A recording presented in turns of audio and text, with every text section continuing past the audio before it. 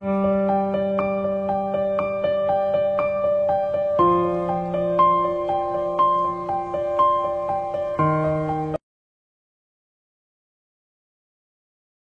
Friends, welcome to my channel. ఈ రోజు మనం ఈ వీడియోలో లెజెండ్ ఆఫ్ షెన్లీ ఎపిసోడ్ 35 ని చూద్దాము. ఇప్పుడు ఎపిసోడ్ స్టార్టింగ్ లోనే షిన్షి అసలు వీడేం చేయాలనుకుంటున్నాడు, వీడిని ఎలా కంట్రోల్ చేయాలి అనేసి థింక్ చేస్తూ ఉంటే ఫెంగ్లై తన ఫీనిక్స్ ఫామ్ లోకి చేంజ్ అయిపోయి ఎగురుతూ ఉన్నాడు. కానీ షిన్షిని అటాక్ చేయకుండా సైలెంట్ గా చూస్తూ ఉన్నాడు.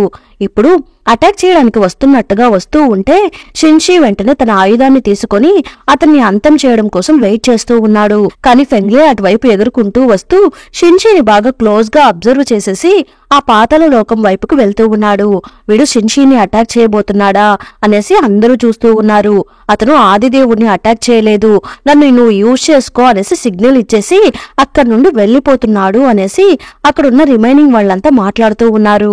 అవును అని రాణిగారు కూడా అంటూ ఉన్నారు. పాతాళ లోకం లోపలికి ఫెంగ్లే వెళ్లిపోతున్నాడు. ఆ తర్వాత షిన్షి పాతాళ లోకం బయట ఒక పెద్ద మంత్రవలయాన్ని వేస్తూ ఉన్నాడు. అంతటితో ఆ పాతాళ లోకం కంప్లీట్ గా క్లోజ్ అయిపోతుంది.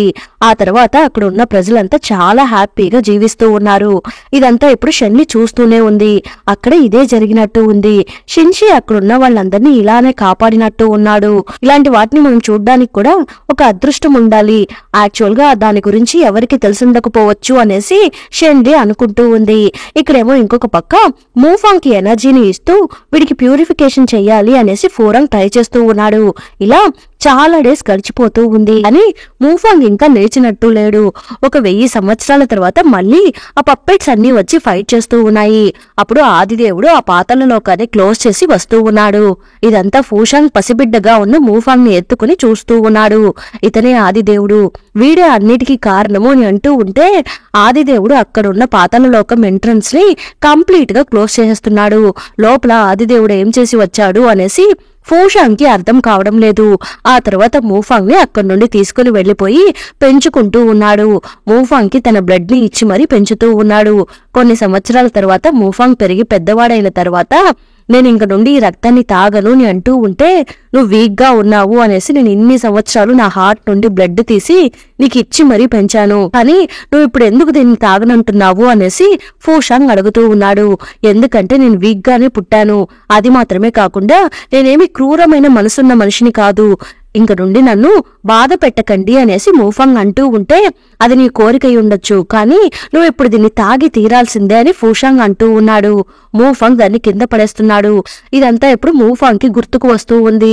ఇక్కడేమో ఫోరాంగ్ నేను ఇన్ని డేస్ నుండి వీడికి ట్రీట్మెంట్ చేస్తూనే ఉన్నాను, కానీ వీడు లేవడం లేదేంటి, ఒకవేళ చనిపోయాడా ఏంటి అనేసి బ్రీతింగ్ చెక్ చేసి చూద్దాము అని వస్తూ ఉంటే మూఫాంగ్ సడన్ గా లేస్తూ ఉన్నాడు.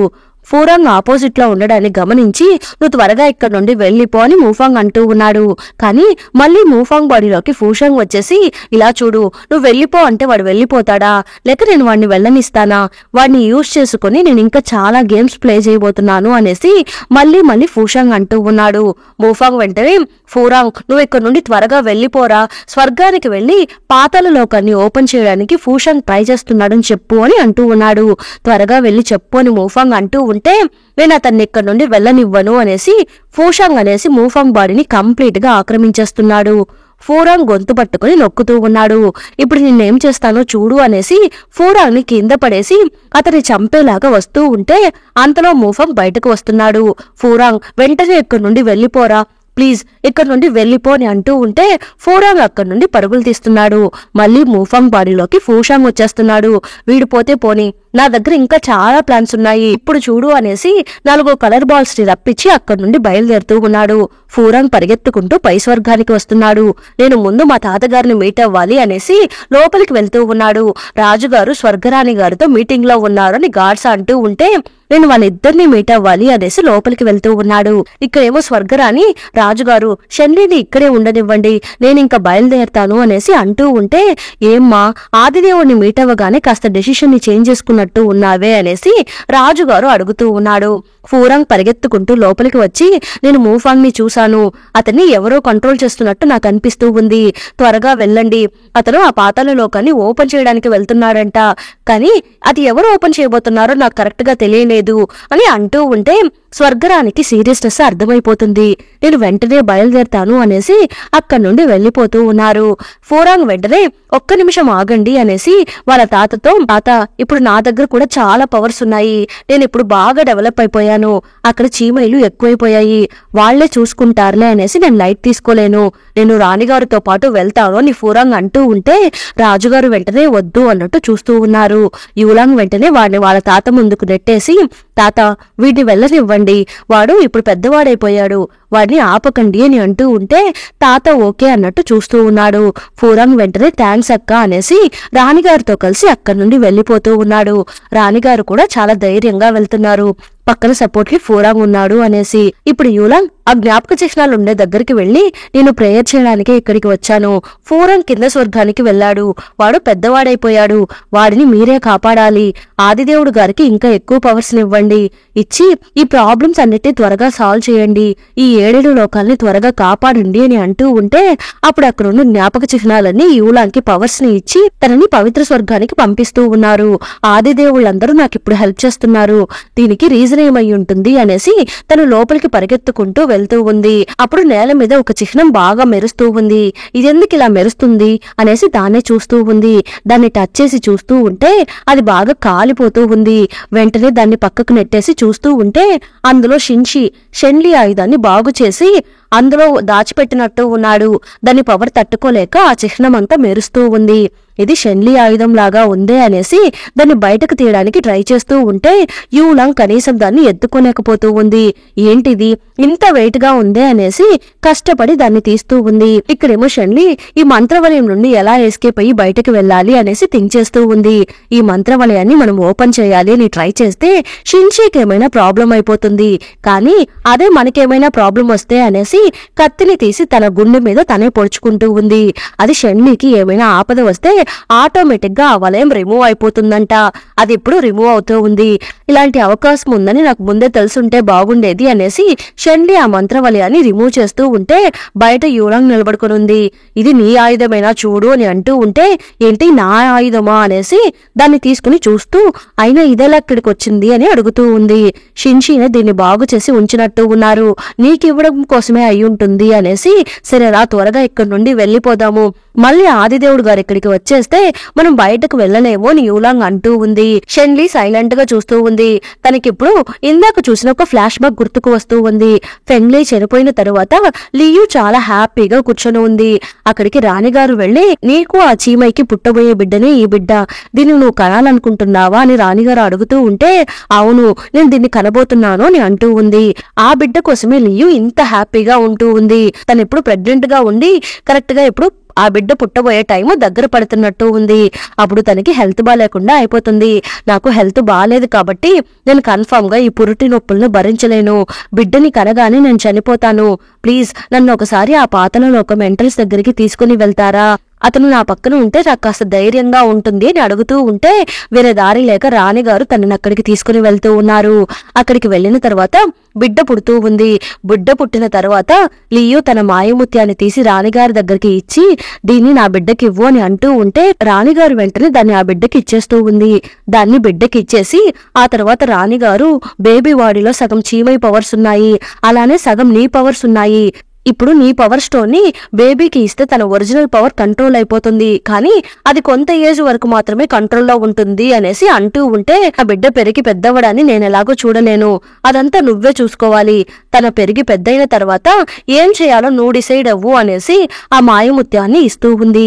ఇది తన ఒరిజినల్ పవర్ నే, దీనికి నేను మాయముత్యం అని పేరు పెడుతున్నాను, ఇది తన ఇన్నర్ బాడీ నుండి వచ్చింది అనేసి అందరికీ చెప్పేయి, నేను అనుభవించలేని హ్యాపీనెస్ ని అలానే వాళ్ళ నాన్న అనుభవించలేని హ్యాపీనెస్ అంతా తను అనుభవించాలి అనేసి ఇంకా నా వల్ల కాదు, నేను చనిపోబోతున్నాను, నువ్వు నా కూతుర్ని బాగా చూసుకో అనేసి లియు చనిపోయినట్టు ఉంది. ఇదంతా షెన్లీ చూస్తూ ఉంది. ఇది వాళ్ళ అమ్మా నాన్న యొక్క స్టోరీనే అని షెన్లీకి అర్థమైపోతుంది.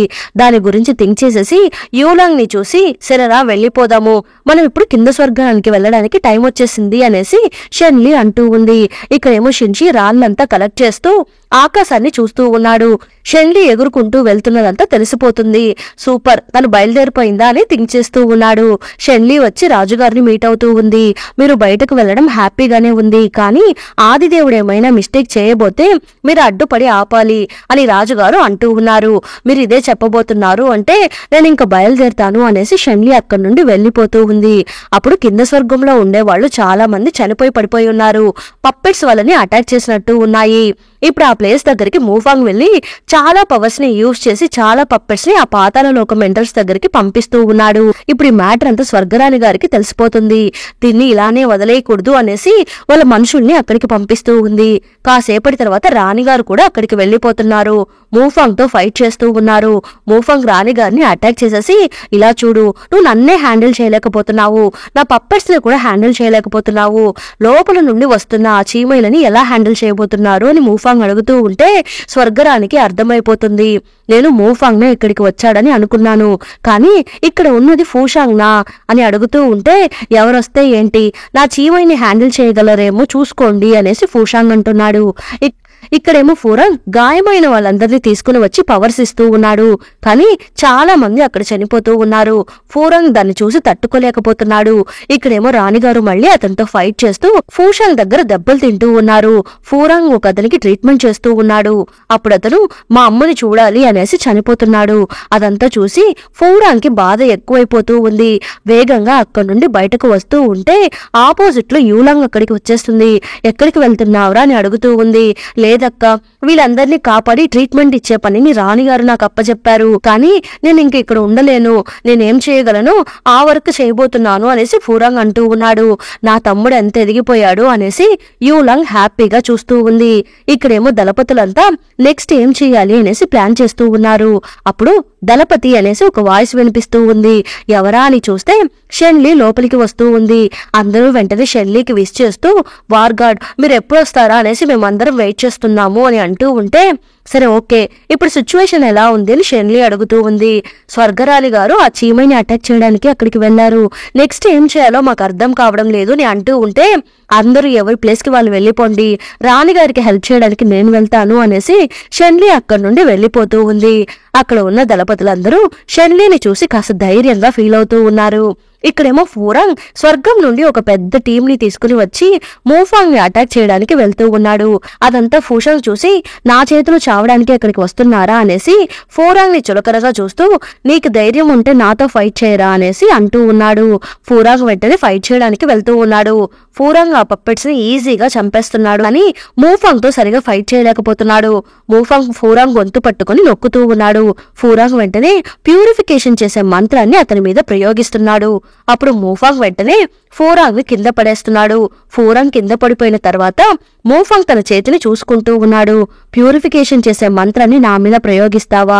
ఇది మంచి మంత్రమే, కానీ ఇది నన్ను ప్యూరిఫై చేయలేదు, అర్థమవుతుందా అనేసి ఫూరాంగ్ ని చంపడానికి వస్తూ ఉంటే యూలాంగ్ మధ్యలో అడ్డం వచ్చేస్తుంది. నా తమ్ముడిని చంపడానికి ట్రై చేస్తావా అనేసి అడుగుతూ ఉంది. సరే ఓకే, మీ ఇద్దరిని కలిపి చంపేస్తాను అనేసి మూఫాంగ్ ఒక పెద్ద మంత్రాన్ని వేస్తూ ఉన్నాడు. అప్పుడు ఒక పెద్ద ఆయుధం మూఫాంగ్ ని అటాక్ చేస్తూ ఉంది. ఫూరాంగ్ యూలాంగ్ ఇద్దరు తిరిగి చూస్తూ ఉన్నారు. అప్పుడు షెన్లీ ఎగురుకుంటూ వచ్చి కింద దిగి, ఫూరాంగ్ నువ్వు ముందెళ్ళి ట్రీట్మెంట్ తీసుకోపో అనేసి షెన్లీ అంటూ ఉంటే, లేదు పర్లేదు, నేను ఇక్కడే ఉంటాను షెన్లీ అని ఫూరాంగ్ అంటున్నాడు. నువ్వు ముందు ఇక్కడి నుండి బయలుదేరు అని చెప్పాను కదా అనేసి ఫూరాంగ్ యూలాంగ్ ని అక్కడి నుండి పంపించేసి మూఫాంగ్ ని చూస్తూ ఉంది.